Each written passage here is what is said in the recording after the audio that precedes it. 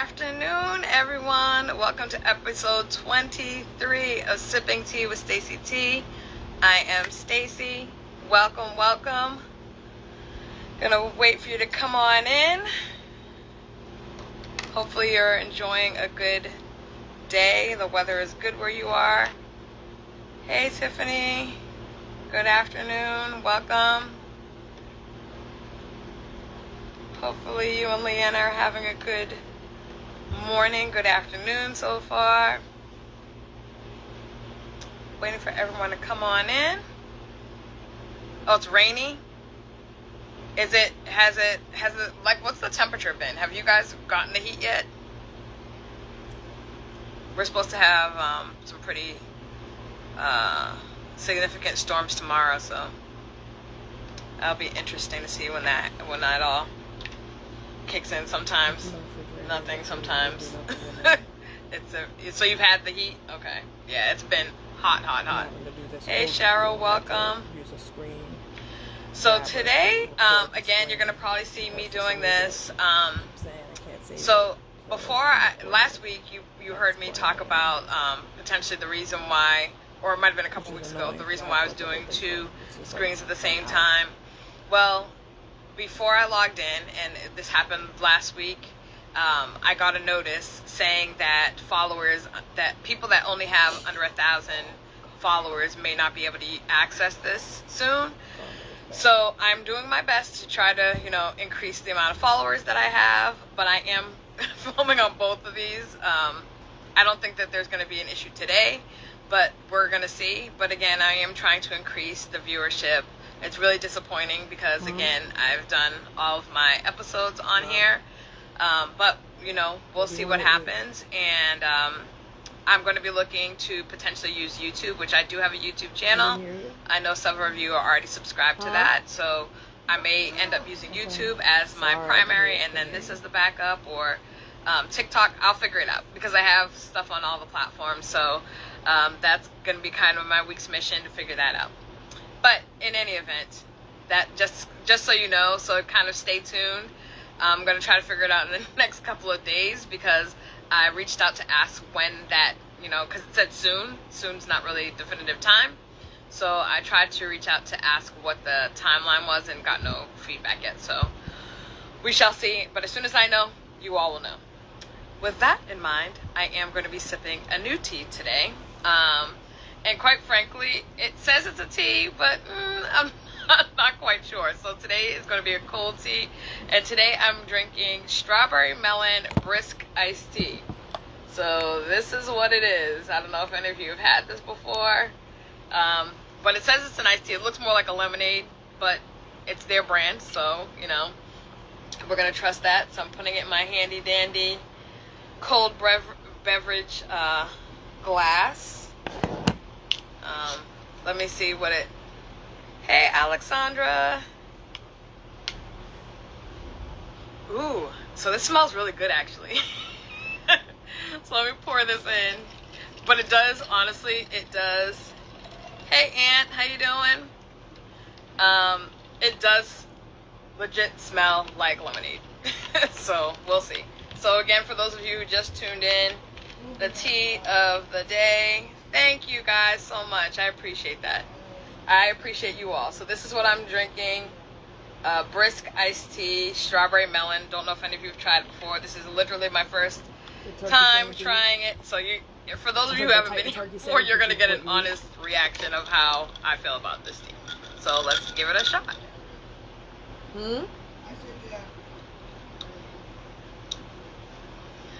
I don't taste... Nope. I spoke too soon. I do taste like a tea something. You're so full. But honestly, there's a lot of flavors going on here. I'm going to wait for it to get really cold and then give you an honest assessment. There's a lot. Yeah. That's what I'm that's what I'm tasting. I can't do anything on my sugar phone content. for this whole thing, I can tell you, is not going to it's not going to be drunk. I can tell you that. But yeah, there's a lot of sugar in this sucker. I can almost feel the sugar. So in any event, for those of you who just tuned in, I was explaining that there are lots of flavors. It's like because it says strawberry melon, but I'm also tasting iced tea. So I really don't know, like, there's a lot going on right now. So I'm going to let it get colder and then see, and then give you guys an honest assessment of, you know, what's going on. But I just want to let you guys know, for those of you who don't know, Instagram is kind of saying that anybody that has under 1,000 followers may not be able to use this feature for much longer. So I am going to be looking back and forward, tasting chemicals. Tasting chemical soup. Well, we'll see. But I am going to be looking a little bit back and forth because I'm filming myself on my laptop as well as on the camera. So I apologize if that's annoying, but I'm just trying to make sure I get the content saved. So with that being said, today's topic is cold front. And some of you may have read what I posted when I posted it, what I meant by that. But, you know, obviously we are right now not in a cold front, we're all in heat. And, you know, when you know that heat is going to be happening, or if you even know if there's going to be a cold snap, you are prepared for it. But there are some times that out of nowhere a cold front comes on, and we have to figure out, you know, how to manage that. Hey, Marie, we have to figure out how to manage that, right? And like what that means. And the funny thing about you know, the weather is we do have weather people, well, for right now anyways, right, that are able to tell us how to prepare for that. But what happens when the cold comes out of nowhere and you're already outside and now you're caught off guard? And I want to refer to that as the cold front, even in relationships. So for those of you who haven't been here before, I kind of walk you through my life and what I've learned based on just, you know, living life and, you know, having a variety of different experiences. So there are definite times that, you know, I think we go through where our relationships change out of nowhere. So for those of you that are here, I would love for you to write in the chat, have you had a relationship change out of nowhere and you literally had no, like, there was no signs that the relationship was going to be over or change or whatever? So if you've had a relationship change, please put yes or raise your hand or send a heart or whatever it is you want to do. I'm going to try this again and let's see what I'm thinking about this particular tea.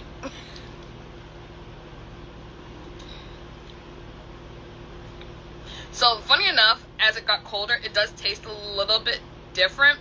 I'm drinking this tea. This is the iced tea of the day, Brisk Strawberry Melon. It does taste a little bit different. I feel like this has to be super cold. This is a one where it's super cold. You've had friendships that have changed overnight and you didn't, you know, and it's interesting because I've had lots of experiences, and we'll kind of talk about that. And there are oftentimes, you know, indicators when we have the ability to look back on those. This is your favorite flavor? That's funny. This is the first time I've ever had it. This is, you know, there's a lot of times when we look back on, you know, relationships of any kind, friendships, working relationships, romantic relationships, where we have, you know, something that just changes out of nowhere. So let's go back to Stacy as a kid. You know, as a kid, I really didn't hang around lots of people outside of going to school, the kids that were in the neighborhood, and church. Like, that was it. It wasn't like, and I guess that's kind of everybody's scope. It's not like you're working. So, but I didn't hang around even in those areas. I did hang around a lot of people. So it wasn't like I was going over people's houses and hanging out. It wasn't like that type of a situation. It was the majority of, like, literally me and the girl who lived next door and my sisters, and my brother was significantly older, so it wasn't really him. And then, you know, when I went to church, I had a few people that I hung out with there. And then in school, kind of the same thing. I really have always had that. Brisk equals cold. Yes, it does. It does. So I know. Look, Tiffany, don't try to school me. I know that brisk means cold.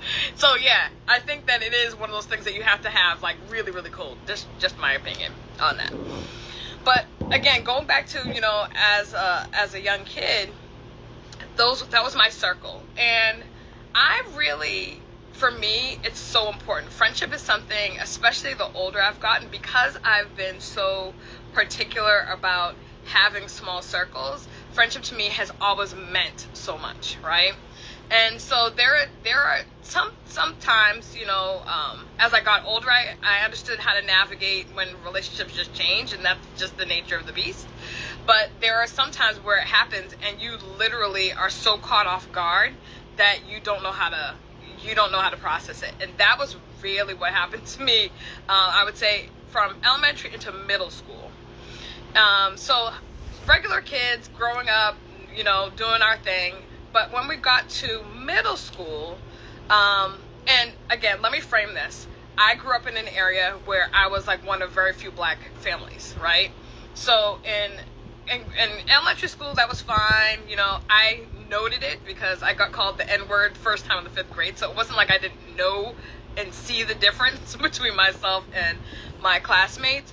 But, you know, when I got to middle school and there were more people kind of mixed into the bubble, because quite frankly, my lifestyle was very much of a bubble. I was insulated. I only hung out, like I told you, with that small group of people. So now you have a bigger bubble, right? There are more people being invited in, and there's different types of relationships being formed. And now I'm being observed and critiqued by a different group of people. And so that was very, very interesting for me. I didn't really know how to manage that. I didn't really know how to handle that. But I just kind of, you know, stayed low, and I'm an observer by nature, so I kind of always was scoping the you know, atmosphere. But when we got into middle school, there was a change, a shift in my best friendship.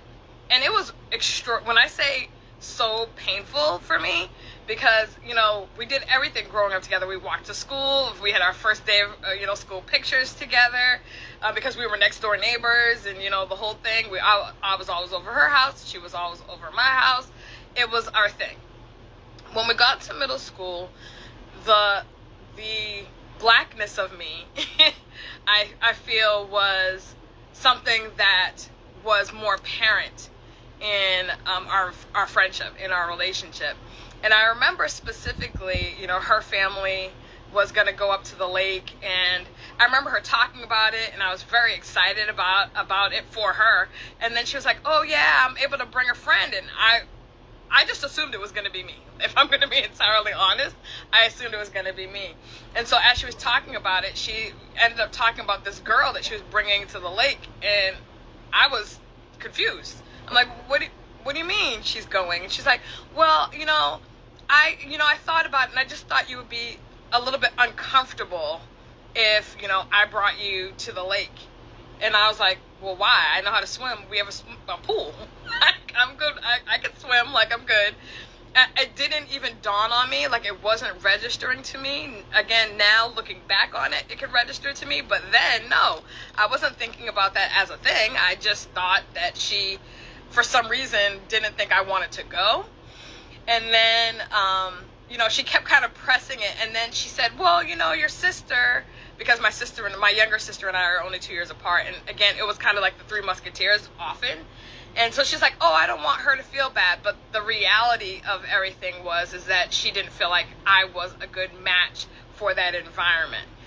Because at that time, it was only white families. So it would have made her feel uncomfortable. And so instead of that, she chose to bring this person that she had literally just met. And I was devastated. I mean, heartbroken. It was like you go from having this thing that is your thing and something that you hold so dear to all of a sudden, like that's it. The rug is pulled from underneath you. And it made me feel so many different feelings. Kind of like this tea made me had a bunch of different flavors, and I'm laughing about it now, but it was devastating. It was absolutely devastating. I had no idea how I think I was 11 or 12. I didn't know how to process, you know, the fact that difference for her made her decide that our relationship wasn't worthy of, you know, other people seeing. It was fine for our neighborhood. It was fine for what it was in elementary school. It was fine if people on the block knew us because everybody saw us on that. But then to have to share me or show me to other people, that was not something that she wanted to do. So it was literally one of the most challenging young happenings for me because I didn't know how to process that. So moving forward, we hung out a little bit after that, but at that point, the relationship was fractured. It was fractured and it never repaired. I went to one high school and she went to the other high school, and that was like the nail in the coffin. I mean, even through middle school, we just didn't, our relationship was gone at that point. Hey, Kathy. So, it was really hard for me because, again, I treasured that thing. I held it as sacred. But I also have, as an adult now, recognized that what I put value in, not everybody's going to do. And that was a lesson that I don't quite frankly know how you really learn that lesson other than to live it. Because, I often feel that I'll speak about myself. I tend to feel like other people will treat me as I treat them. And that was a lesson that I learned is not the case, right? And quite frankly, what I will say in life is that people have said to me, well, Stacey, you are judging people or you're looking at people based on how you would treat them. But the reality of it is they may not have been raised in the same way. They may not value the same things you value. Even though you've spent lots of time together, it doesn't necessarily mean that people value the same thing that you value. So that was a huge lesson to me. Then going into, high school, again, now I'm navigating things. But at this point, relationships to me, it's like, for me, I was like, no new friends. No new friends. Have any of you been in that period where you're like, nah, I don't want any new friends. All the friends that I've had, they can stay. I don't want anybody new. I don't want to have to break anybody in. I don't want to have to tell them who I am. I don't want to have to explain myself. I don't want them to break my heart or hurt me. So I was like, no new friends. I will be cool with you. I will hang out with you potentially. But there's no new friends. Don't want them. No thank you, return the sender. Like, that was the mentality that I walked into it.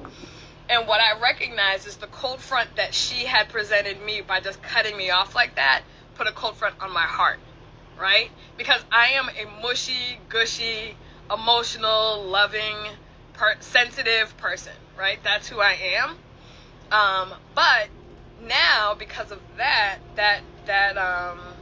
cold front that she had done to me, that hurt that she had done to me by just coldly cutting me off, and quite frankly, there was never like a, hey, Stacey, I'm sorry, or are you okay that I brought her? Like, there was none of that. It was just like, this is what I'm doing, and like, either you deal with it or you don't deal with it, right? So now, going into high school, where I was like, no new friends, that I recognized that was because of, that past assault or that past hurt, that cold front that she had done to me. The interesting thing is that I didn't even see it in the time. I mean, I definitely knew that I was, not really wanting to have new friendships and what have you, but I didn't really recognize that it was because of that. But again, that's the benefit of growing older and being able to look at how the why things are the way they are now. So looking back on the past in order to kind of get perspective on where you are. So that was the reason why the no new friends. I was not having it, not doing any of that. And now for me, I was really even looking at like friendships in other areas, like, people that I hung out with at church, like, who are they? Are they really about me? What is their motive? Because now, again, I had this, and I don't know if some of you saw the post that I had, the song Omarion Icebox, Where My Heart Used to Be. That's literally what I was doing at that point. I was like, nah, I'm not interested.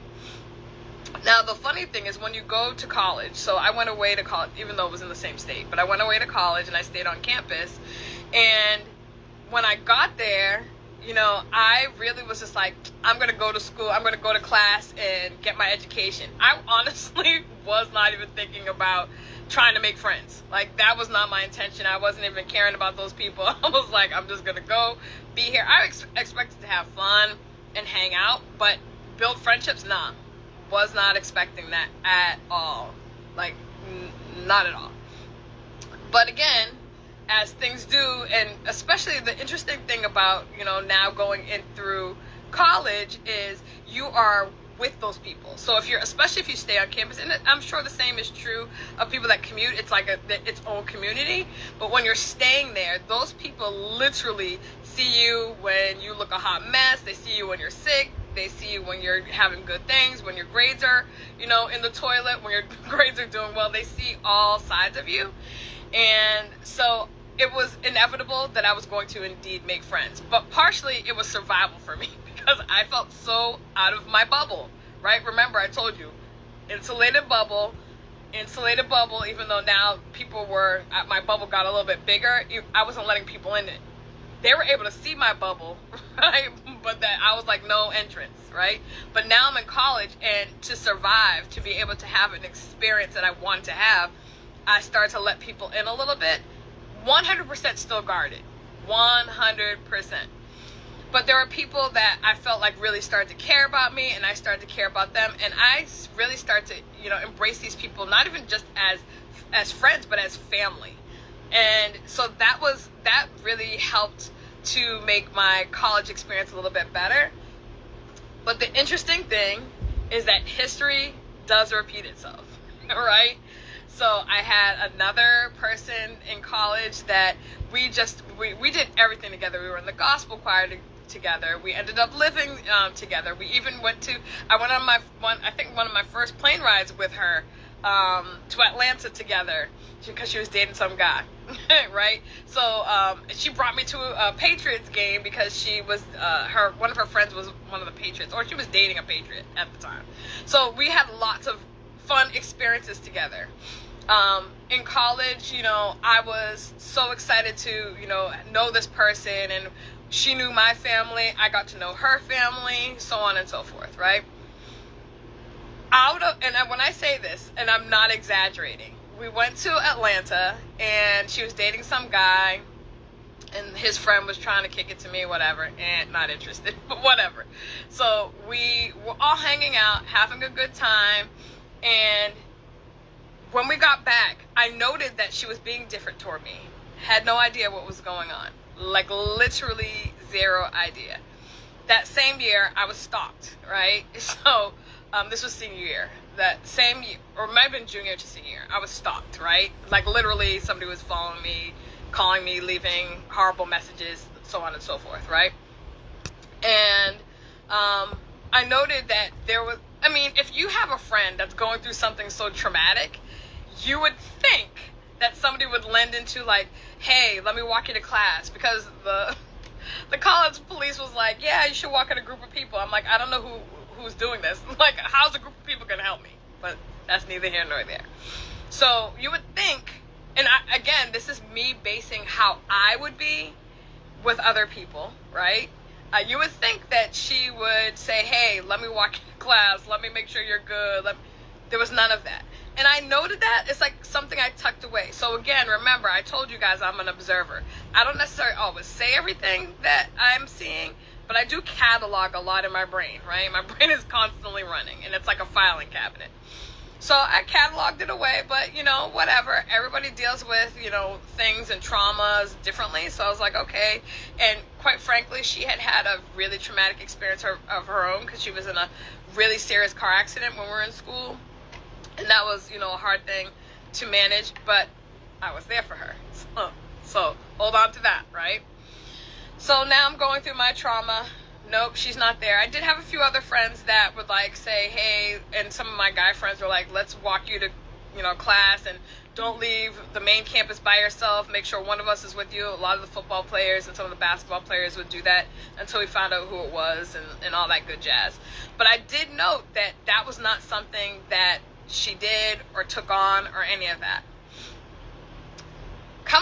Literally, my father passes away senior year, and she did come and to the funeral, and I appreciated that because she lived in a different state and all that, and so I appreciated that. However, junior year, going into senior year. That being said, after that, nothing being able to observe is a gift. It is a huge gift, along with discernment. But yeah, so all of a sudden, nothing. Like, she stopped talking to me. She stopped hanging out with me. After we graduated, and when we still were in school, there was still limited conversation. Senior week, we still, chatted, and we had a friend of ours pass away right after graduation, and a bunch of us went to his funeral. So there was a little bit of conversation. But out of nowhere, boom, nothing. I mean, literally nothing. No, I would call, no call back. I would, basically do everything. Email, write, send a carrier pigeon, send cards. I did all the things to try to figure out what was going on. I had to the point where I was like, I don't want people in this, but I don't know what's going on. So I literally had other people reach out to her and say, hey, and not even ask about me, but find out if she's good. Because now I'm concerned. She's like literally not reaching out to me, not responding to anything. And this is obviously the generation of early online. So there was a lot of ability for her to access me, right? Because I don't even know if it was, I think we might have, I don't know if Facebook was a thing. It might have been a thing yet. Might have not been a thing yet. But there was other messaging boards that I had been on even prior to that. And so there was a way for her to reach out to me. Either way, nothing. I literally racked my brain. I'm like, what could I have done? And people are like, oh, you tried to steal her, man. I'm like, we did not like the same type of dude. Like, abundantly clear, like, that was not it. Now, there was a guy she was interested in, MySpace, thank you. I knew there was something else. I couldn't think of it. I could see Tom's face. His name was Tom, that random picture. I couldn't think of MySpace. And there was AOL and all that. So there were definite ways for her to reach out to me. But nothing. And it was really, really shocking to me. I mean, because people were like, you guys are freaking frack. You're always together. You always hung out together. We did everything. We went to eat together. I mean, we literally were what I would consider best friends. And now at this point, I'm like, there must be something wrong with me. What did I do to this person that they couldn't even just respond? And I literally said in one of the messages, even if you're mad at me, please just respond, just to let me know, one, you're okay. Two, what it is I did, because clearly after racking my brain, I had no idea what it was that I could have done that would have caused you to just cut me off after we had that type of a relationship, right? And now at this point, I'm starting to get angry because I'm like, you know what? This isn't right. Even if I did something, at least have the nerve, the dignity to tell me what it is that you think that I did. I was like looking at I'm like, did I date a dude that she liked? And I didn't know? I don't know. Maybe there was a guy that she liked and she didn't tell me, because I'm not that chick, right? I am not the one that's going to be like, oh, I'm going to date this dude because it's one she dated. No, thank you. Not interested in that. There's enough of them out there. I can get my own, right? So, but I literally was trying to figure out what in the world I had done. And to this day, we have not spoken. Right? I graduated in 99. So to give you frame of reference, in almost 20 years, or is it maybe, is that, I don't know, right? We have not spoken at all. And I still don't know the reason. People did ask, and nobody would get a response. She would kind of change the topic or never respond to it or never answer, because at that point I said, go ahead, if you want to find out why she doesn't like me or won't speak to me, I'm good with that. She literally just ghosted me, and that was before ghosting was a thing. That was extraordinarily another stabbing cold front in my life. I had no idea how to handle that. And for the longest time, I did try to handle it. And so for when I'm giving you the frame of me trying to reach out to her, that was almost like a full-blown year. And then for even years after that, when people would bring up her name, I would say, hey, if you want to reach out to her, let me know. Like, let me know how she's doing. Now, I can see her on Facebook, and, married and has kids, and I'm happy for her. And people would probably say, well, why don't you reach out? Because, again, there was a reason why she disconnected, and at this point I'm respecting whatever that reason, however painful it might have been, however illogical. Not doing that, not opening that, I'm not willingly, if she wants to speak to me, I'm not anti having a conversation, but because I had reached out for so long trying to get resolved, I had to literally give that to God, because it was such a painful cold front in my life, a time where I got disconnection for what I could see as no reason, with no resolve. And I'm a person that absolutely likes for there to be clarity. I don't like the ambiguity of things. I don't like not knowing. I know like closure is not a thing that people give you all the time, but I love it. I love closure. Even if it's like a job interview and I didn't get the job, I want to know, hey, I'm curious, what was it that you were looking for that you didn't think I had? Or, you know, what would you have, what was it that, you know, blah, blah, blah, blah, blah. Like, I want there to be some type of understanding, because for me, that's how I grow. Without understanding, I don't grow. I stay stagnant, I stay stuck. And so for me, I wanted to know. Now, there are times where, you know, looking back on things, people have asked me this over the years, could you see anything? And when I say no, I mean literally no. It's not like I, you know, am a type of person that's nasty towards people or vengeful towards people, so it wasn't that. I really just don't know. And there's a point where you can get so stuck in somebody else's treatment of you and somebody else's decisions for how they're going to hold you dear or not hold you in regard or respect, that you can't even move forward.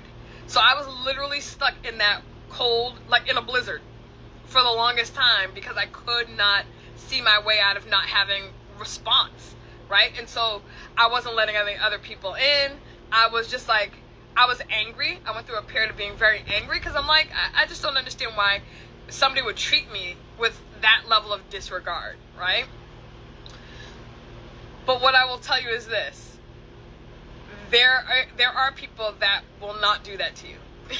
And, you know, when you are fortunate enough to find people that will have a full-blown conversation with you, even if you tick them off, or even if you do something where they didn't like it or they don't understand that, that's a gift that not everybody has, if I'm going to be honest.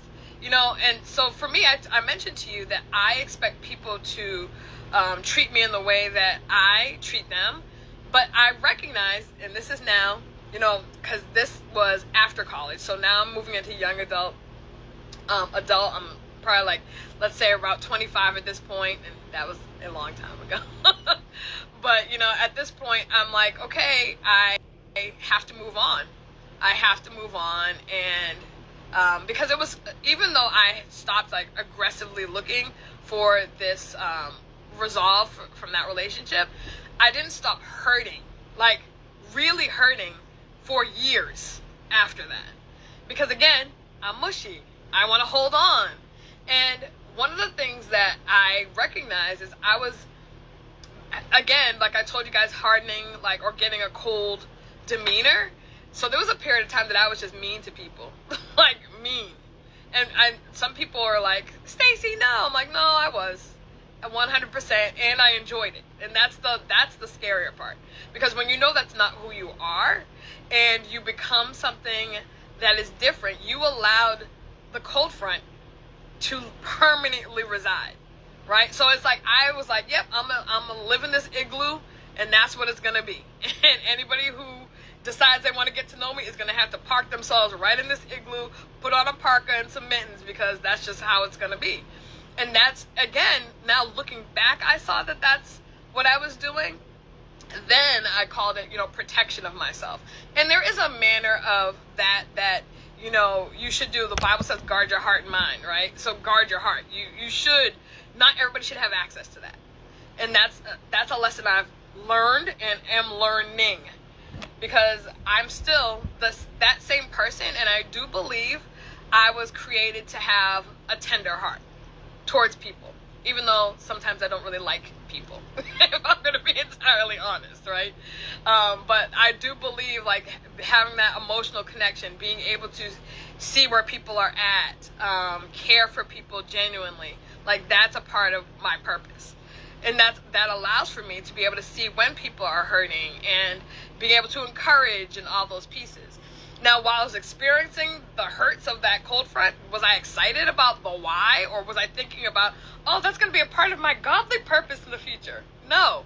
I was thinking, this really hurts, and how are people so mean? Like, that's what I was really, thinking about.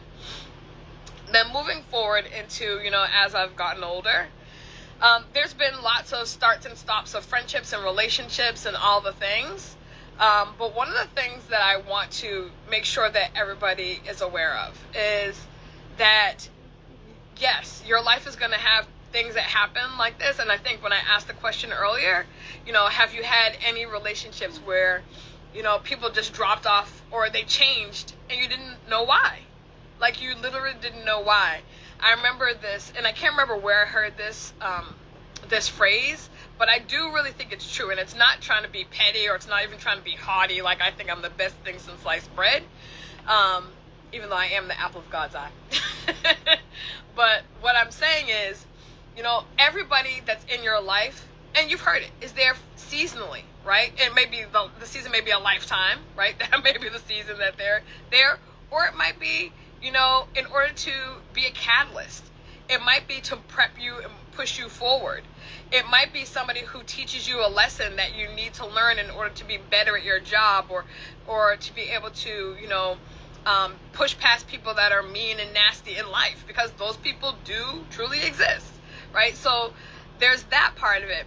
But there's also this other phrase, which I think is really powerful, which is what I was kind of referring to before, which is that, there are some birds that can only fly to a certain level, right? So you've probably seen, and I mentioned this on one of the other episodes, is that, they had this documentary, and they were talking about how many animals, there are some animals that are, crazy enough to try to attack an eagle, right? So they sit there and they, pull and scratch at the eagle, and the eagle doesn't even flinch. The eagle just keeps soaring higher and higher and higher. Why? Because the eagle understands that it's the bird that can fly at the highest altitude. So even if it's having things that are trying to damage it or pull it down or attack it or kill it, it just needs to keep soaring higher, right? So that's the same thing that we need to understand about some of our friendships, some of our relationships. They're not going to last forever. And we may not even understand the why, but in knowing that we may not get the natural why, like they may not tell us why they disconnected from us, they may not tell us why they hurt us or disregarded us or didn't handle us with care, but God can do that for you, right? So I haven't asked God, why this person did that to me, but what I will say is I could trust that navigating the feelings that I had about it, I can trust those with God. I can trust him to, help me to dissect my part in some of the relationships, because some cold fronts happen, right? And then there are some of those cold fronts that I may have been a cold front for someone else and not even recognize that I was that person, right? I may have been that to someone else, because in my area where I was hurt, I may have hurt other people and not even been aware of that. Learn from the relationship and friendship. Absolutely. For me, that is the intention of all relationships, whether they are work related, whether they are romantic, whether they are marriage or divorce, or, whether they are friendship or infatuation, whatever it is, there is a lesson to be learned in it. If we can see past the pain, if we can see past our ego, if we can see past all those things. The benefit for me has been knowing that with God, as many times as I have, not situated him as a priority, he's never going to give me a cold front. Unless at the point where I'm I denounce him, right? And even then, he's still there, right? He's still there. He's still waiting. He's still giving opportunity. So I would never have to worry about him being Stacey, I don't mess with that chick, right? And sometimes I wonder if he's oh, Stacey again, for real. right? But I know that at the end of the day, he is going to be there. He will never do that. I don't have to worry about, waking up and him being like, I don't mess with her, right? Or me calling him and talking to him or crying to him or just sitting in his presence. I know that he'll be there. I may not get the answers that I want. I may not get the answers in the timeline that I want, because there's some answers that I'm like, okay, God, anytime you want to, or give me a hint. Can I phone a friend? Can I talk to one of the angels? Something. So there are times like that.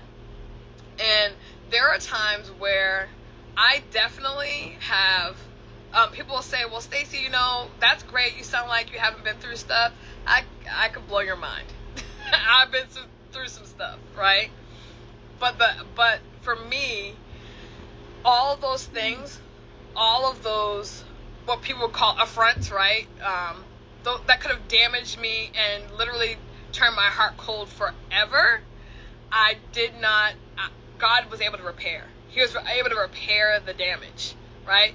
All those things that people still do things to me. Like, don't think that there's going to be a point where you like age out of this, right? Because, people say, oh, people, stay out of grown folks' business. That's not how grown folks act. I don't know anymore, y'all, because I see how grown folks act, and I'm like, it doesn't seem any different. It doesn't seem like, and they say, youth is wasted on the young because there's a wisdom, and yes, we've had more experiences, we've seen more things, but some people make the same, like the same things over and over and over again, right? At a certain point, you have to say, okay, I want different. Somebody's like, yes.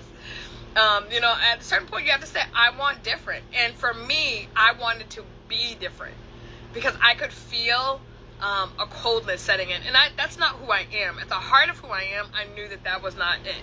So I had to figure out a way to, one, and part of the reason why, before I do the 1, 2, 3 of it all, part of the reason why I was hurt was because I gave everybody access. Like, oh, you need Stacey, come everyone, come on in, right? I was constantly giving people that level of access, a level of closeness, and not everybody deserves that, because you have to recognize everybody that interacts with you does not have good intentions for you, right? They do not. It is like a circus, yeah. But yeah, everybody that's in your life or that you interact with for some reason does not deserve access to your heart. They just don't. And I think that's why the Bible says, guard your heart, right? It's not to make your heart cold. It's not to say to disconnect, but it's to say be smart. Be smart about who you're granting access, because, when people get in your heart, there's a lot that they can do in there, right? Because like when God came into my heart, there was a lot that he had to do in there, a lot of messy. I mean, he's been a mechanic, right?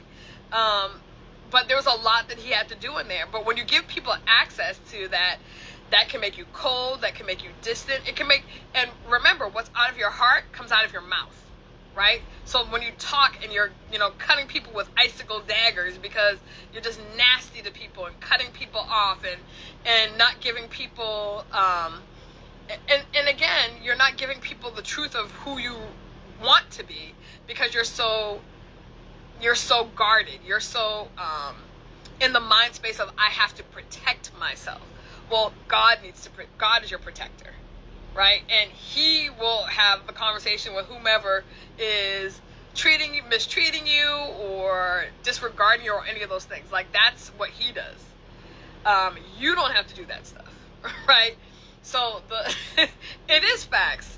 It is facts. We don't even recognize sometimes how our words penetrate the heart, right? Because think about it. You've had somebody say something to you and it hits you hard, right? So imagine now you are that person that's just cold-hearted. Why? And it's not because you wanted to be. It might have been because you never let your heart warm up again. It's maybe because you didn't feel safe and nobody's provided a feeling of safety for you to do that in, right? And what I will say is, it may never come from a human being, right? That may never come from a human being. It's work that you have to do internally, and that's work that you have to do with you and God. Like that may, hey Sister Betty, that may come between you and God. It may not be a thing where somebody's able in that moment to, say, hey Stacy, I see like you've been a little, snappy. And, again, do that with people you know. Don't just walk up to someone and be like, hey Alexandra, I see you've been snappy, girl. You'd be like, oh, for real? Like, let's go then. I could be snappy, right? But that's again something where people that have made you feel safe, you can have that conversation with them. But you also have to be able to look in the mirror. Like, that's an important thing. And a lot of people can externally say, oh, well, you did X, Y, and Z, but people do not want to look in a mirror at all. They don't want to do it, right? They can tell you what you've been, how you acted, and give you the business, right? But I'm like, how about you turn that camera around and give yourself some FaceTime and look at you? Because when you're looking at yourself, and if you're being honest with yourself, because that's another thing, we have learned to lie to ourselves, but if you're being honest with yourself, you can also recognize the areas where you have to improve. Life is a journey that we should always be seeking to improve. Like, always be seeking to improve. And that might mean you might have to apologize to yourself for the things you've allowed to go on for too long. It might mean you need to apologize to some people that you've been nasty to, petty with, cold to, whatever. It might mean that you need to change the people you're hanging with if they're doing the same stuff over and over and over again and you're trying to grow, right?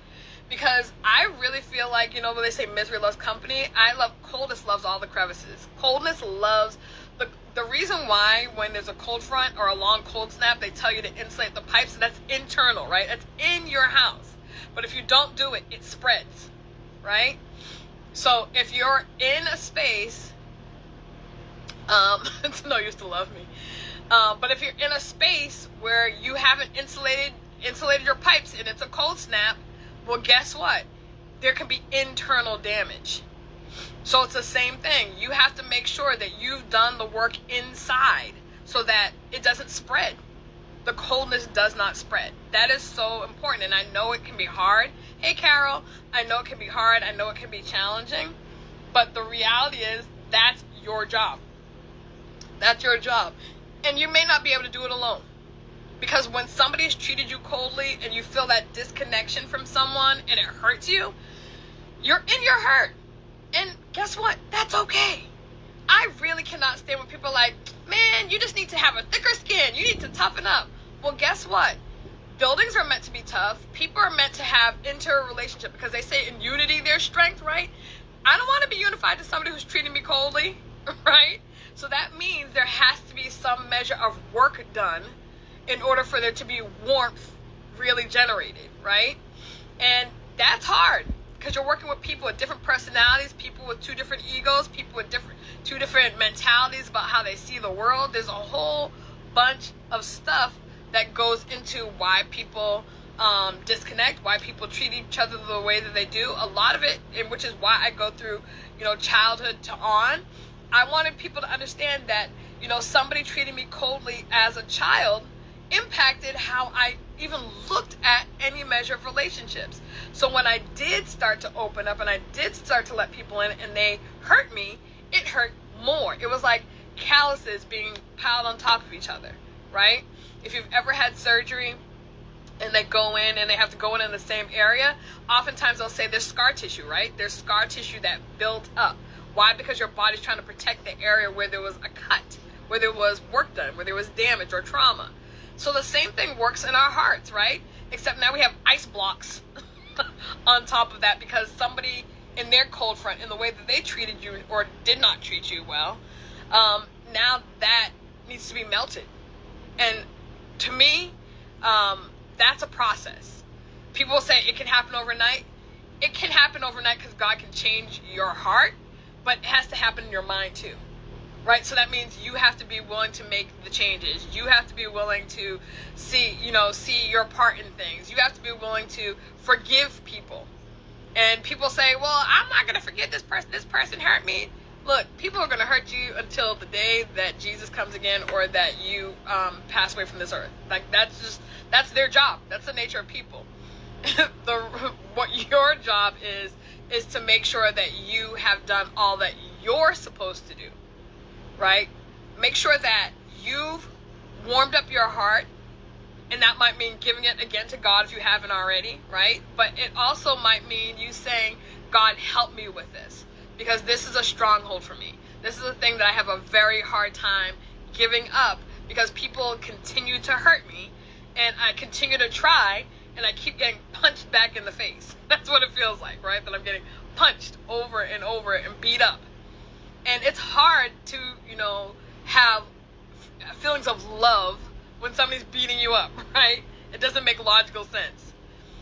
But we don't want our hearts to get cold, because what happens is we can then damage other people. And that's on us. That's not on the person that hurt us as a kid. That's not on the person that hurt us yesterday. You have to process that. And again, go through those feelings. Allow yourself to feel the hurt. Allow yourself to go through, those things, and ask God to help you with that. Ask, your friends to, help you through it. And not the ones that are just going to talk to you and gossip about it. Like, I didn't like her, no way. I didn't like him either. And guys do that too. Guys are big gossipers as well. But I'm saying, make sure that you are really spending time thinking about, how that happened to you, what it felt like, and even write things down. Write it down. Get it out of your body. I know people used to do journals, and a lot of people don't journal anymore, but for me, writing things down oftentimes releases them from my body, so my brain's not constantly just replaying it. And the problem with that is that's what, honestly, that's what keeps us stuck, is the constant replay of it. Understand that you may never get an apology. Understand that people may continue to hurt you. Understand that life's, right? It does that without our permission. But your job is to make sure that the cold front that somebody else may have inflicted you with doesn't get passed on. It doesn't get passed on to your kids. If you have kids, it doesn't get passed on to your friends. It doesn't get passed on at work. It doesn't get passed on at church. It doesn't get passed on in you. Because I'm telling you, it can happen so quickly, and all of a sudden, you're a different person. You've allowed how somebody else disregarded you and just closed themselves off to you to now be transferred into how you treat other people. So hopefully this was helpful. I think that we don't talk a lot about, those feelings, about feeling abandoned almost. Because I feel like, that's how it felt for me. I felt abandoned in my friendship, where they just cut me off and I had no idea. And then I decided I didn't want to get abandoned, so no new friend season became, right? But God doesn't abandon you. That's the benefit. And I know that sounds cheeky and cheesy. And he did put us here to have friends and to have relationships. The Bible says it's not good for man to be alone. That means we're supposed to, have people that we can talk to and have fun with and lean on and all those things. So we're supposed to have those things.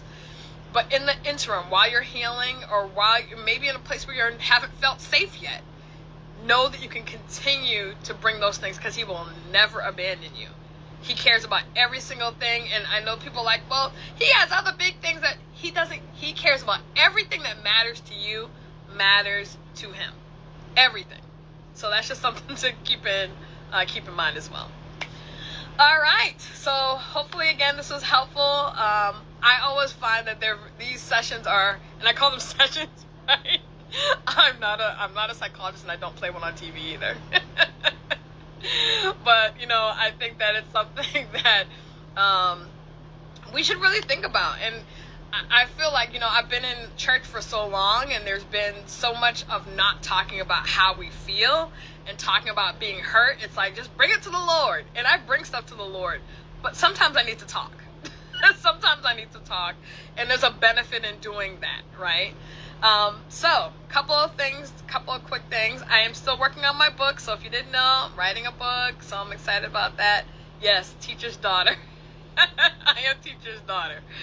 I'm writing a book, so I'm really excited about that, but I also want you to know I will be doing, it is so important to have a safe space, Carol. Oh my gosh, I can't describe that enough. It is so important to have people that you can talk to that you know are going to be talking your business to any and everybody. Because, man, people just can't keep their trap shut for nothing. I don't know. I'm like, Lord, help. Help. But the other thing I want to announce is that in August, I'm going to be having, and I'm really excited about this one. I believe it's August 9th, is going to be a sipping tea, which is called Christ and the Couch. So we're going to be talking about, talking to the Lord, prayer, and counseling. Okay?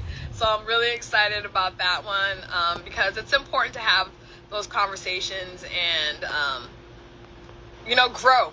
Because back in our day, counseling, we ain't going to, you going to a shrink? You crazy? We ain't doing that. So we're growing, people. We are growing. So I'm excited about that.